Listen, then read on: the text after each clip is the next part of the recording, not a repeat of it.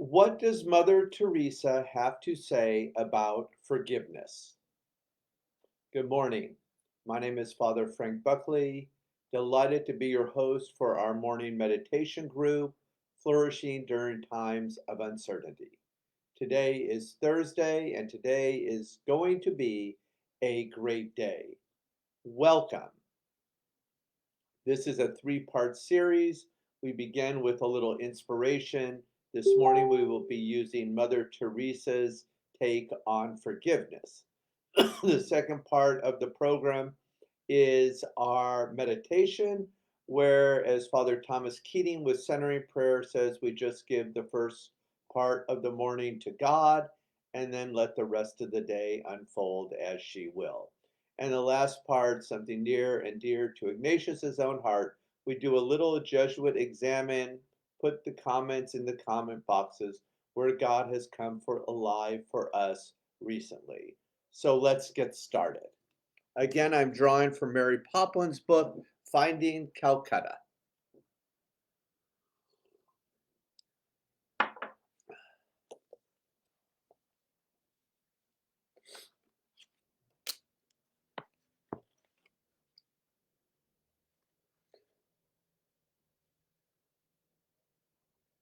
Forgiveness is one of the essential principles of Christianity if one is to live fully and have any hope of fulfilling one's destiny. Otherwise, bitterness consumes the spirit and makes the work more arduous, less joyful. Argentinian pastor Ed Silvoso points out that forgiveness is not an emotion, it is an act of the will. As we pray and claim with our wills our decision to forgive, God grants us the grace that makes forgiving even the unforgivable possible. Let me read that again. God grants us the grace that makes forgiving even the unforgivable possible. And yes, forgiveness frees us. Unforgiveness is a relentless enemy to all who hold on to it. Pastor Chi An says that holding on to forgiveness is like drinking a poison and hoping the other person will die. In probably the best book on forgiveness I have ever read, R.T. Kendall points out that until we can pray in earnest that God will bless the person who hurts us, we have not fully forgiven. Mother Teresa told many stories of helping people to forgive and be forgiven. Early in her works, she picked up a very bitter and ill woman who railed about her son having thrown her into the streets years before. As Mother bathed her, she urged her to forgive. The woman did and died in peace a few hours later. So let's hear it for the power of forgiveness. Not easy, but it sure beats the alternative. With that, we'll move into our morning meditation. One of the ways we do well is to let our feet touch the earth, pick up the energy of the earth. There's a lot of research that's now saying one of the worst inventions of the 21st century is synthetic rubber because we never take our shoes off. So take advantage of the opportunity. Get comfortable while I lower the lights.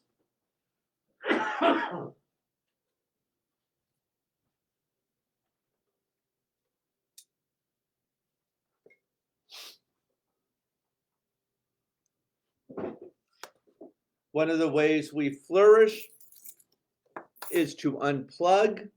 I will set the timer for 20 minutes so you don't have to worry about that. Unplug from all technology. we've got the timer set. So let's get going. I invite you to lower the eyes or close the eyes, whatever feels safe and comfortable to you. And let's begin and end with the sound of the bell.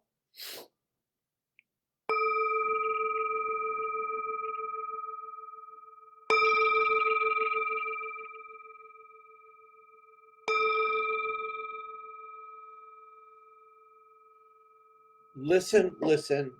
The sound of this beautiful bell returns us to our true home. To get grounded, we'll begin with a little diaphragmatic breathing, which is just simply breathing deeply as possible into the lower belly 3 times, in through the nose, out through the mouth as a community.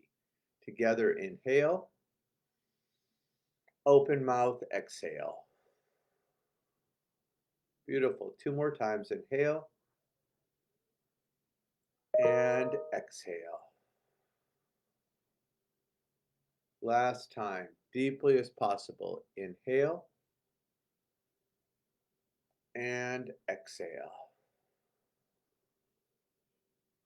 Continue to breathe on your own. Take the attention to the body. Feel the feet pressed on to the green earth, our mother, and just notice the sensations between you and the earth.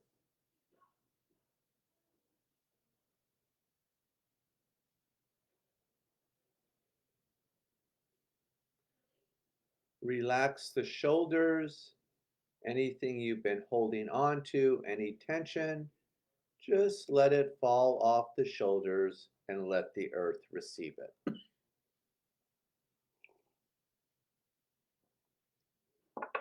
Moving towards the front of the body, we arrive at the heart. I invite you to take the hands to the heart. Focus on something that brings your life a little joy and just name it in one word.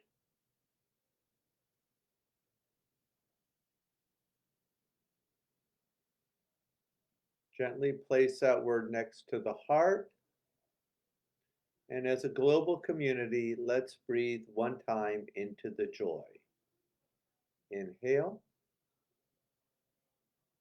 and exhale. Release the hands and just notice what you feel.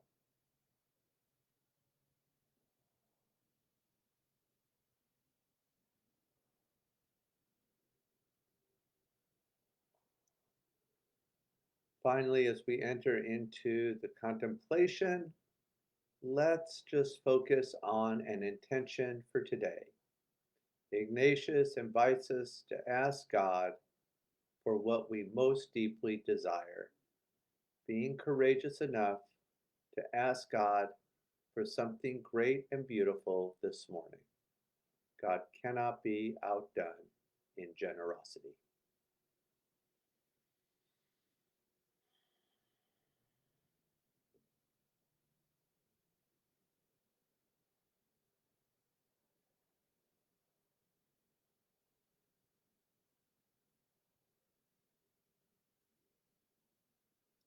And we'll seal that intention with an inhale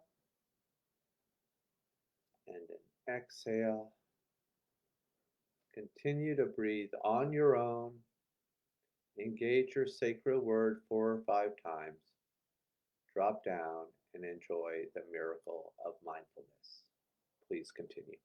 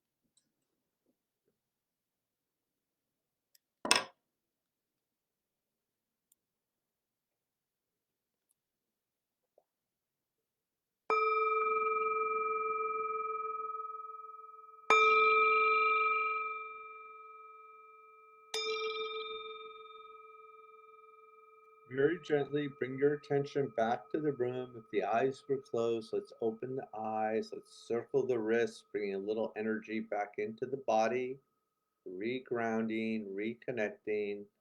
Deep inhale, raise the arms up, little morning stretch. Exhale, tip to the left. Inhale back to center. Exhale to the right. Inhale to the center. Gentle back bend. Forward bend.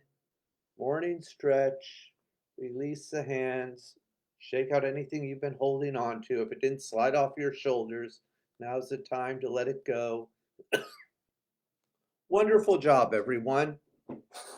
Now we'll move into our little Jesuit examine where we'll just look over the last 24 hours. Notice where God came alive. Feel free to drop something in the comment box, especially if you're new. One of the most important things we do here is build a little contemplative community. We even have a Facebook page now. Eleanor, maybe you can let people know how to get on it. Um, and yeah, say your name and just tell us where you're from. I would like to say welcome, and on behalf of all of us, just tell you that we really believe you've joined the best contemplative community in Hollywood. So let's just look over the day and notice where God came alive. First thing that comes to mind, because I can hear people on the streets outside my window here at the center, is very excited to see so many people for this morning's group who are struggling with addiction for our Flourishing in Recovery group. It's on the patio, and it's really one of the highlights on my week, Tuesdays and Thursdays at 11.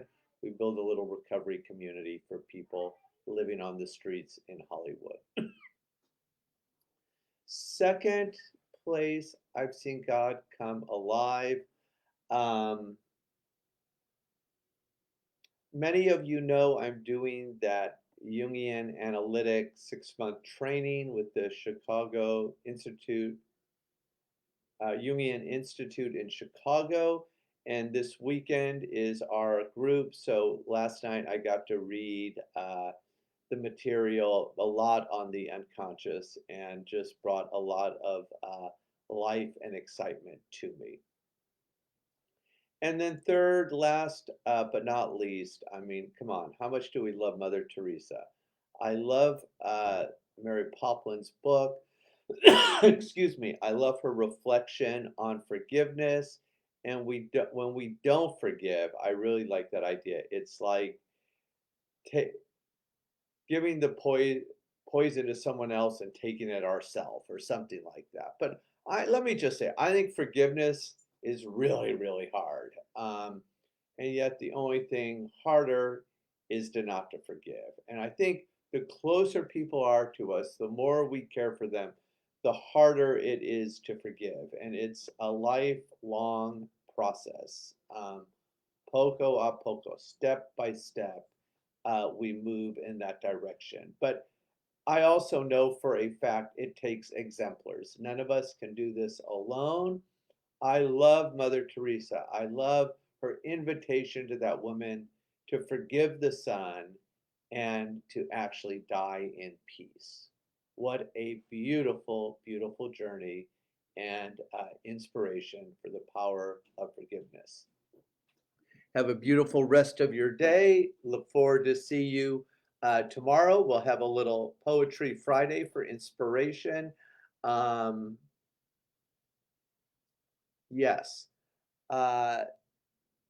Ken sent me a beautiful little reflection by Thich Nhat Hanh. I think we'll use that for tomorrow. So have a great Thursday. Look forward to seeing you on Friday. God bless you.